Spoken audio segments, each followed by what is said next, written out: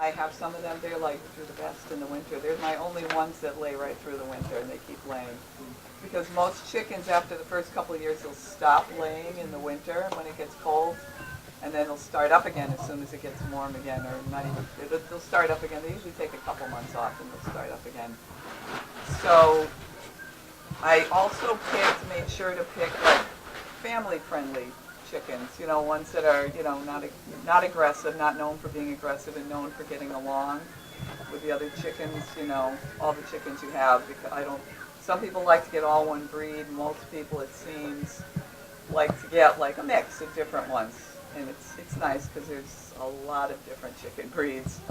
So the first one on the list is the Americana. They're also known as the Easter egger, which, if you have kids, that's a really fun one. They come out either light blue or light green. And if you look on the pictures I gave you, there's pictures of like a coop and all that. You could see one of my green eggs is in there. Those are always fun, and then you know exactly who's laying on that one because the color of their eggs.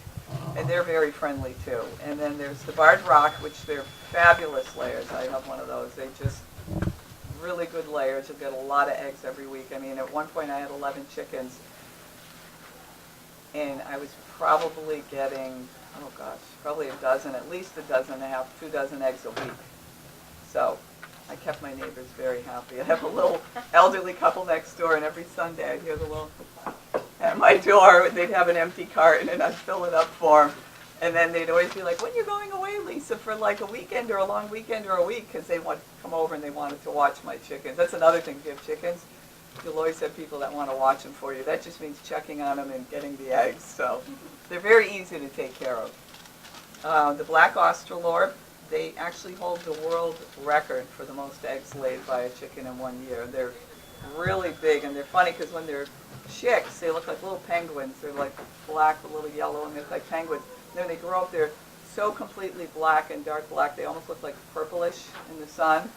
And they're very big, very hardy, and they're very docile. I don't think they'll ever be like the head of the pecking order. They're very nice chickens. The Buff Orpington's another one. They're really great layers, very hardy. They're going to be a really big chicken. This year, for the first time, Golden Laced Wyandotte. Those, it's the first time I'm ordering them, but the more I hear about them, the more I know that they're like really New England hardy, and they're beautiful. They have like kind of like golden, that's why they call it lace, golden feathers, and then the tip is like lace. It's black around all the tips of their feathers, and they're very good layers too. And then Rhode Island Red. A lot of people like those. They're great layers, really good layers. And then the last is Silkies. They're those little ones, and they're little puff balls, and they have feathers growing right down their legs.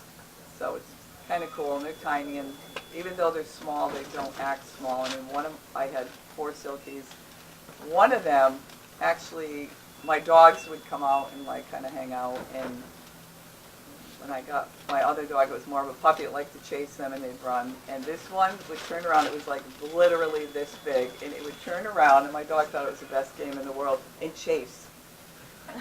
Chase the dog. So you look at my backyard, and you have a little chicken this big, and the dog's running in circles, and the chicken's chasing it. So they do have attitude, and they're great. They're really nice chickens, too, very friendly. And they're all kind of different. Like you could say one's friendly, and they're all different. Like my Americana was my favorite, and I would go out and sit in the chair and let them free range if I'm out there. I wouldn't always. Now there's so many hawks around, so unless I'm out there, I don't let them out. It would walk over and just jump on my lap, sit there right on my lap. So, and then I have another Americana that's, if I hold out a worm, it'll come running over if I'm working in my garden. Some of them are really smart too. They know. They see me in my vegetable garden, that means I'm digging and something good might come up. Most of them are foraging on their own if I'm out, but if I'm in the garden, there's a couple that know, and they'll just stand there right next to me and just wait for a worm. So they're all different. All have, it's funny, I would have never known it until I got chickens. They all have little personalities. It's funny that you don't think of that because they're just, their heads are this big. I'm sure their brains are like that big, but they're all really funny. So that is the breeds I have, and I was telling you guys, if you had your heart set on a certain breed and you don't see it on my order form, at the end of my little instructions on how to take care of chickens, I have my email, so email me I have my orders already set, but if I call and I add chickens and it won't hold up the order, I'll do any breed you want. So if you have something you're set on, I can get it for you. So, okay, so that is the breeds. The next thing we're going to talk about is the brooder. So the brooder is just where you're going to keep your chickens. So, yep. Do all the breeds have the same life expectancy? It's like average is 5 to 7 years. That's average. Thank you. So, okay. Oh, so the chicken brooder. So you could go out and buy one. You could use something you have. What I ended up doing is I just went to Market Basket and asked them, if you go early before they crush them all, if I could have a box. And I just got a box with, pretty high sides because I have cats and dogs. And then I would just put netting across the top.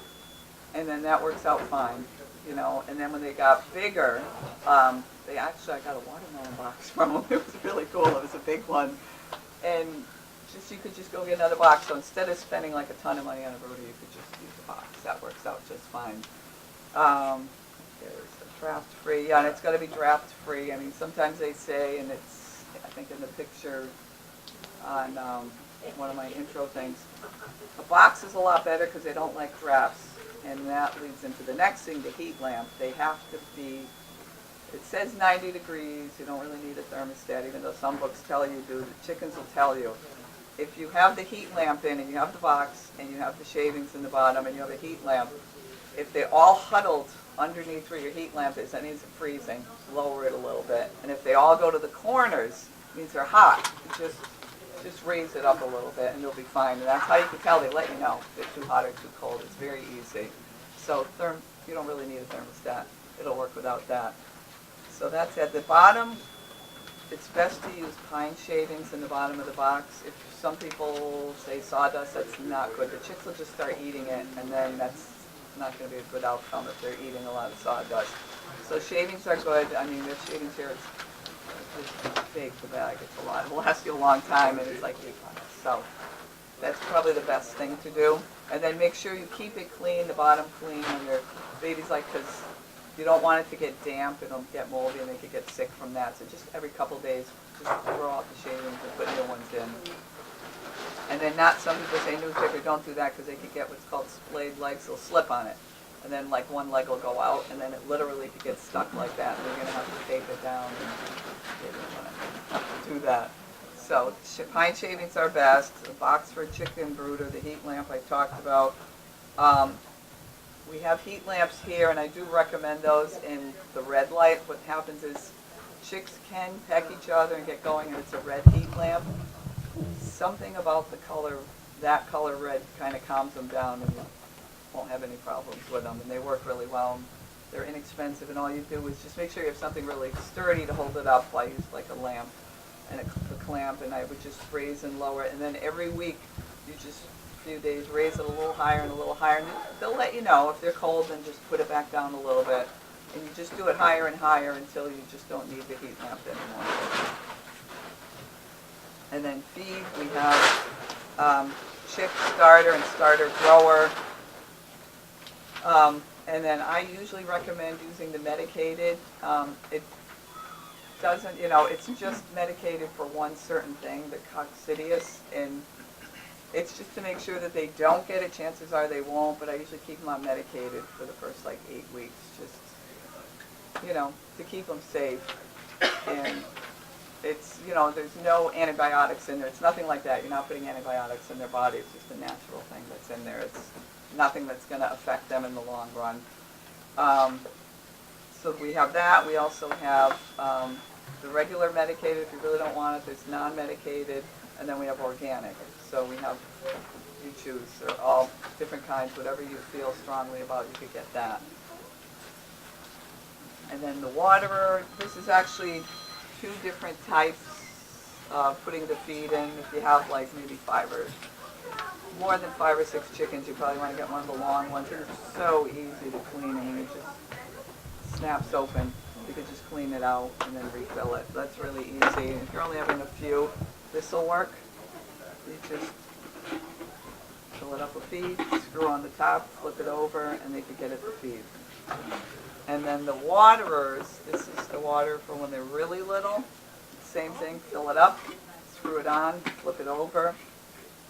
And we don't recommend the big ones at first when they're little, because what they'll do, and they will do it, they'll climb in there and they'll drown. You'll just find drowned chickens. So the little ones are best for when they're, up to, a couple of months old. Plus big one's not really going to fit well in your box. And they will just jump right in. They walk on their food, they're going to walk on everything and poop in it. They walk all over everything, so you'll change the water a lot, and then the feed too. So, and then this, what I usually do when it's in the brooder, because you have pine shavings, and they walk in the shavings, they walk on this, they end up getting it all in there, and they clog it all up, because that'll just soak up the water. I usually just get like a little brick or a little rock or a little piece of wood, raise it up a little bit right off the bottom, and that way the shavings don't get all in it, and it doesn't get gross in a matter of minutes. So if you raise it up a little bit, that'll work out perfect for the water. Raising the water up. And then once they're about 6 to 8 weeks old and they're getting, what happens is they look so cute when they're little and they're little fluffy, and then they start getting that stage where their real feathers are coming in, and they're pretty hideous at that point, because they'll have some little fluff and some big feathers, and all the feathers start coming in, and once the feathers are in, then they are okay to go outside. And one of the things I do to get them kind of ready for the chicken coop is, when I have them in the box, I put 2 holes in the bottom, and just go outside and get a stick. And I put it right through, so it's about that high off the ground, and they'll figure out how to roost at night, because at night they go up on their roosting poles in the chicken coop. It's just something in their head. They have to be up high. It's just an instinct to keep them safe, probably from old-time predators. They probably jumped in trees or something. And they'll start, and they look so cute, these little things, and they'll jump up on the stick, and they'll practice, and then by the time they go outside, they'll know what to do for the roosting pole. So, and then when you take them home the first day, you do make sure they're eating and drinking. Like when I get them, they come from a hatchery in Texas. They are packed tight in a box. I mean, they literally email them as soon as they go to the airport, and they're here within a day and a half. And they're packed tight because they need the body heat. If they don't have heat, they're going to die. So they're packed tight, and when I get them, the first thing you do is most chicks just run straight over the water, and they start drinking, eating right away, and you'll always get the few that are a little like, what do I do? And they'll stand in the corner. All you have to do is pick them up, and just take them and just dip their beak in the water, just quick, and dip it, and they like that. They get it, and they'll start drinking, and then maybe bring them over to the food. But they're real easy. They do get it quick. It's just when they first come out, they're a little confused. And if you order them from here, by the time you pick them up, because I get them first, get them all settled, call everyone, I'll make sure they're already all eating and drinking, and they're fine. But just in case that happens, you just make sure you do that and dip their beak in the water. Okay. And after a couple of weeks, you can start experimenting with different kinds of treats. They like treats. When I first got my chickens, and I didn't know a ton about them, I heard they love mealworms and worms. So I thought, oh, that's great. I'll go outside and get a worm. And I put it in, and they were all terrified of the worm. And they all ran. They didn't know what it was. They have little freeze-dried ones, and they're little hard things, and they go crazy. They act like they're eating ice cream sundaes. They love them. It's fun to try different foods, yogurts. They love treats, so that kind of part's fun. And then they'll, actually, as they get older, they do associate you with treats. So, I literally could pull up in the driveway, and anyone can in my house, and they'll ignore them. But if they see my car, they all come running out of the coop into their fenced-in area like, she's home, we're getting treats. So they know who gives them treats. Okay. Yep, and I said, as they get bigger, you just get a bigger space for them. And then when they're ready to go out, and then the feed, I talked about chick starter grower. So, yeah, the first 8 weeks is a starter grower feed, and then after that, 16 to 24 weeks, they're on the starter grower feed, and that's just getting their bodies ready to start laying eggs. And then, usually right around 16 to 24 weeks, you'll get an egg, and they'll start laying. And once you see the first egg in there, you can start feeding them the layer feed. And that's got more protein in them, so that they need that to make the eggs. So you'll start that, and you could pick either pellets or crumbles for that. So pellets are what they sound like, little pellets, and crumbles are really tiny It'll look more like the chick food. Pellets, it's less waste and it doesn't get all over. I end up doing the crumbles only because I have silkies and they seem like they're small chickens. They weren't kind of getting the pellet thing, so I do the crumbles. So you can pick either one, whatever you think your chickens will like better will work.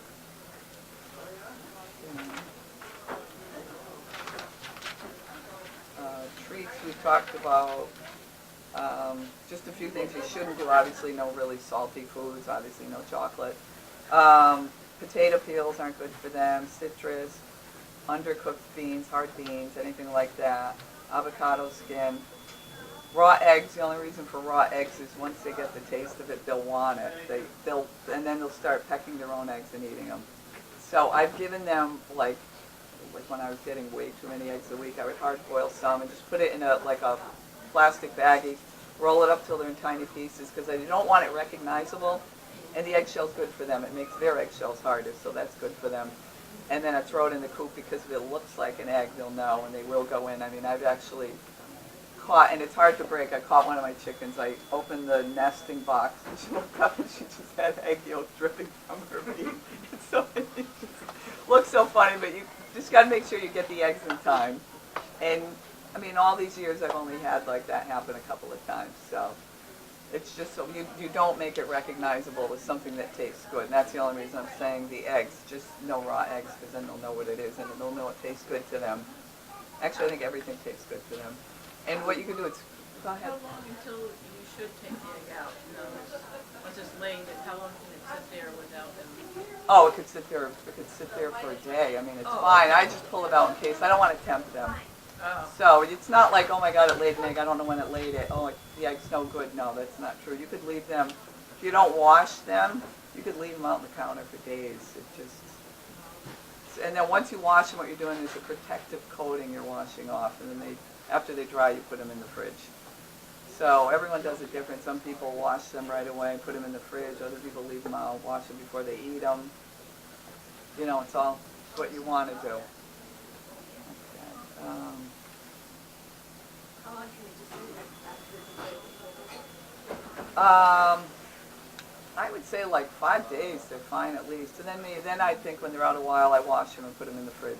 And then they last for weeks. Because you think about it, by the time you get the eggs in the store, they're weeks old already. You know, so. And nothing tastes like a fresh egg, I'm telling you. You will immediately taste the difference. It's a big difference. And the yolk will look more bright orange instead of kind of like a blah kind of yellowish orange. Everything looks different about them, and everything is different about them. Okay. And then what I do, well, once they're outside the feed, you make really sure you secure their food, you know, the bag of food. I put mine in like these kind of metal garbage cans with a lid, and then sometimes I actually put a bungee cord around and hook it on the handles. So just make sure that's really secure. I mean, that's when you'll start getting problems. If you don't secure the lids and make sure your food is really well, you know, it's like raccoons, anything will come and try and get the food if you leave it open. And then in the coop, what I do is I actually put a little pole across the top and I hang like this, my feeder, and it's probably, if this is the ground, it's probably about that high, so even my silkies could get at. That way it's just not in the shavings, in where something could walk in and get in. I don't think anything would walk in your coop and get it, but because they will like go after, look at a chipmunk, I saw a chipmunk come in get in my pen once the chickens all dove at it. Yeah, they will do that. I actually had them free ranging once and it was starting to get a little dusk out. Usually they just know on their own. They'll go right back in the coop and jump on the roosting pole. They just have this little clock in their head. It's dark. I got to get up high, and they go right back to the coop. And I had my buff Orpington. It was out in the front yard, and it was kind of zigzagging. And I'm like, what is it doing? And I went to go get it, and I saw it throw its head back, and I saw a snake go down its throat. A little garter snake. It was like, so that week I'd throw out my eggs. I don't know why. It was just a mental thing. After seeing it eat a snake, I'm like, I can't eat those eggs this week. So they will eat anything, but keeping the food up high is a good idea. And sometimes in the summer, if I know it's going to be nice out during the day, across the corner of my coop, I'll hang like a bungee cord and I'll hang it out there for them.